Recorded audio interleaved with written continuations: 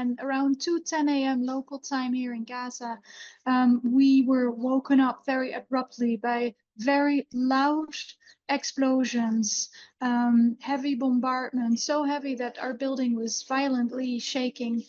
This continued for about 15 minutes, just as incessant bombardments with the ground trembling, the building trembling. Every time an explosion hit, I could see the sky lighting up outside of our guest house.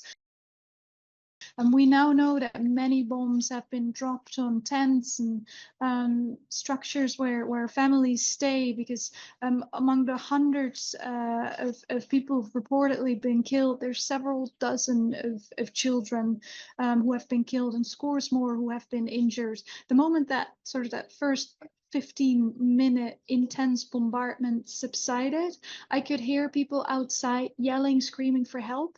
I could hear ambulances, sirens of ambulances driving off and on, and that continued pretty much throughout the night.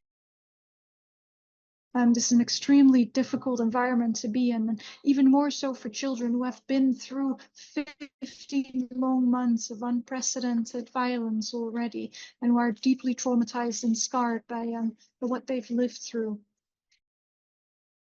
This nightmare scenario has been on everyone's mind. It's just heartbreaking that it is materializing right now, and that it is shattering the last piece of hope that people had, especially children who were hopeful.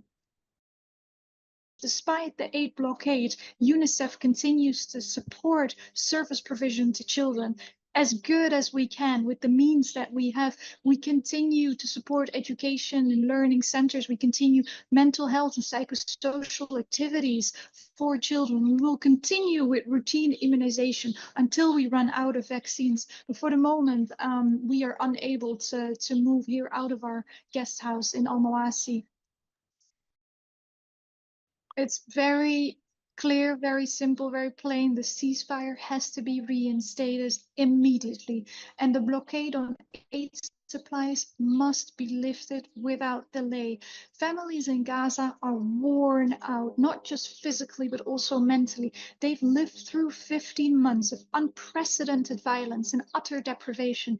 Families in Gaza are in need of everything right now: shelter support, food assistance, access to clean water. Hospitals lack supplies. And so it is crucial that the bombing stops, and that the aid blockade is lifted. This is critical to saving children's lives here in Gaza.